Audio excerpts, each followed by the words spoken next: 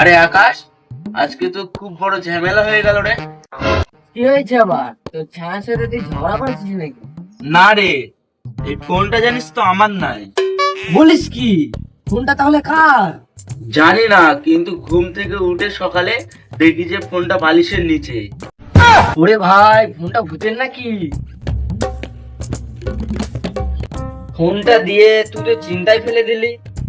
কিরে বন্ধু, তোরা দুজনে ভূতের মতো মুখ করে বসে আছিস কেন? আরে রাজা, তুই কি এই ফোনটা চিনিস? দেখতো আরে এটা তো আমার ফোন। কি? কিন্তু ফোনটা আমার তো বালিশের নিচে ছিল। তাহলে প্রমাণ হলো রাজা রাত্রে বেলায় আমাদের ঘরে ঢোকে। আরে গাধা, আমি তো কাল তোদের সাথেই ঘুমিয়েছিলাম। কিন্তু কালকে তো রাতে আমি একাই শুয়েছিলাম। তাহলে কে ঘুমিয়েছিল আমাদের সাথে? ঠিক আছে, ফোনটা খুলে দেখি। ফোনটার পাসওয়ার্ড কি? কেন 1 2 3 4? এটা আবার কি পাসওয়ার্ড? এটা তো আমার এটিএম এর পিন। এটা তো আমার বাইকের নাম্বার। এটা তো আমার জন্ম তারিখ। এখন আমার রং নাম্বার থেকে ফোন। ফোনটা তুলে দেখ, ফোনটা তুলে দেখ।